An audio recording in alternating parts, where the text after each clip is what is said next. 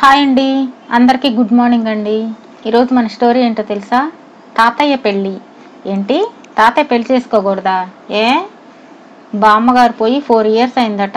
పాపం తాతయ్య ఒంటరిగా ఎలా ఉంటారండి. అందుకే పెళ్లి చేసుకోవాలని శాస్త్రి గారిని పిలిచారట.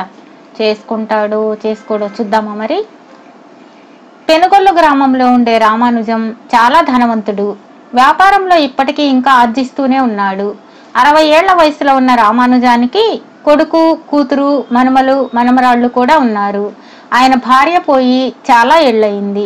ఒకనాడు రామానుజం హఠాత్తుగా పెళ్లి సంబంధాలు చూసే కృష్ణశర్మకు కబురు పెట్టి, అతను రాగానే, శర్మగారు, నాకు మళ్ళీ పెళ్లి చేసుకోవాలని ఉన్నది.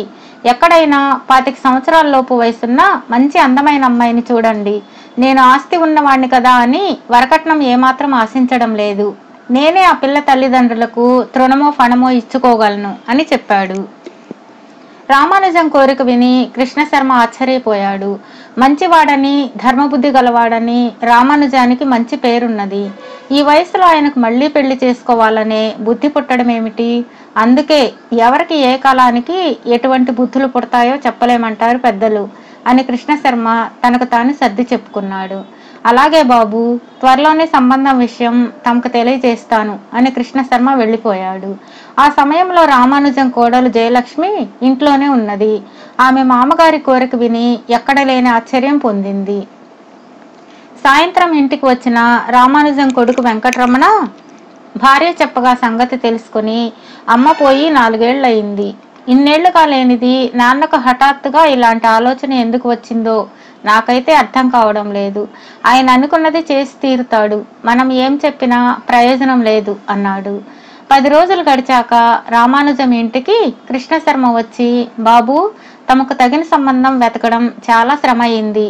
సర్వసిద్ధి గ్రామంలో మునిరామయ్య గారనే ఆయన తన కూతురు రత్నకు కట్న కానుకలిచ్చి వివాహం చేయలేక చాలా బాధపడుతున్నారు. ఆయనకు ఆ అమ్మాయి తరువాత ఇంకా 2 ఆడపిల్లలు కూడా ఉన్నారు అని చెప్పాడు. అందుకు రామానుజం, అయితే ఆయనకు నా వయసు అది చెప్పారా? పిల్లనివ్వడానికి పూర్తిగా అంగీకారం తెలిపినట్టేనా అని అడిగాడు.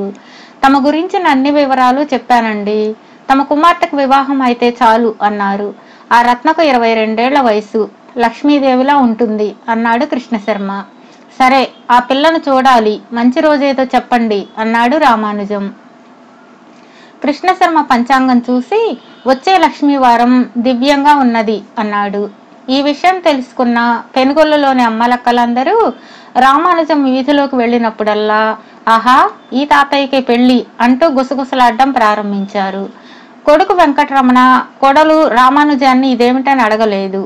ఆయన కూడా ఈ ప్రసక్తి వాళ్ళ దగ్గర తేనే లేదు. అనుకున్న ప్రకారం లక్ష్మీవారం నాడు కృష్ణశర్మ రాగానే రామానుజం ముస్తాబయ్యి ఒక సంచి చేత పట్టుకుని సర్వసిద్ధికి బయలుదేరాడు. మునిరామయ్య రామానుజానికి మర్యాదలు చేసి పెళ్లి కూతుర్ని ఆయనకు చూపించాడు. రత్నం నిజంగా రత్నంలాగే ఉన్నది. రామానుజం ఆమెను చూసి తృప్తిగా తలాడించి మునిరామయ్యతో, మునిరామయ్య గారు, నేను పెళ్లి మాట ఎత్తేసరికి అందరూ చాటుగా ఇది తాతయ్య పెళ్లి అనుకోవడం నాకు తెలుసు. నా భార్య పోయి 4 ఏళ్లయింది.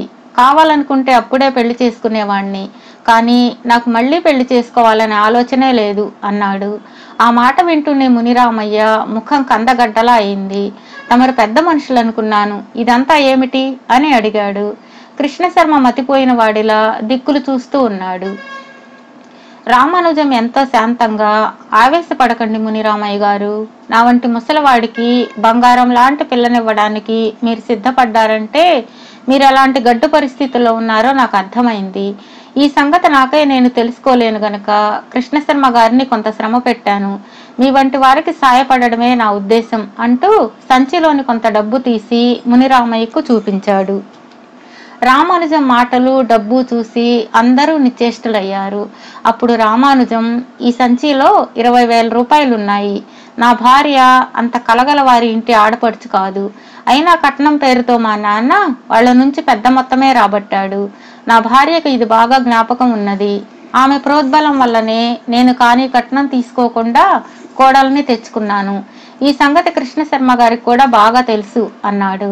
అవును బాబు, తమ ధర్మగుణం ఊరందరికీ తెలిసిందే కదా అన్నాడు కృష్ణశర్మ. మునిరామయ్య గారు, నాలో ఏ కొద్దిపాటి ధర్మగుణం అయినా ఉందంటే అది నా భార్య కారణంగానే అబ్బినది. ఆమె చనిపోయే ముందు తన బంగారు కంటే కాసుల పేరు ఇచ్చి అవి అమ్మి పేదరికం వల్ల కట్న కానుకలు ఇచ్చి కూతురుకు వివాహం చేయలేని తల్లిదండ్రులకు సహాయం చేయమన్నది. ఆ నగలు అమ్మి ఆ డబ్బును వ్యాపారంలో వేరుగా పెట్టి ఈ 20,000 కన్నా మించిన మొత్తమే సంపాదించాను. మిగులు ధనాన్ని మరెవరికైనా సాయపడేందుకు ఉపయోగిస్తాను అంటూ డబ్బు సంచిని మునిరామయ్యకు ఇచ్చాడు. రామానుజం ఉదార బుద్ధి చూసి కృతజ్ఞతతో మునిరామయ్య అతడి భార్య కళ్ళ నుంచి జలజల నీళ్లు కారాయి. ఈ సొమ్ముతో వరుణ్ణి చూసి అమ్మాయికి పెళ్లి చేయండి, ఇక వస్తాను అని రామానుజం లేచి నిలబడ్డాడు.